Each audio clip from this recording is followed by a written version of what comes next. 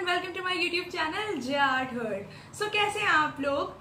And in today's video I'm going to make an oil painting. Actually it's a Mughal inspired oil painting.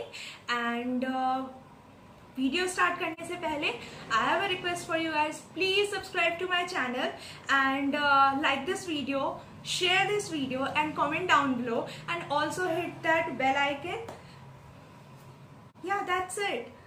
So without wasting any more time, let's get started.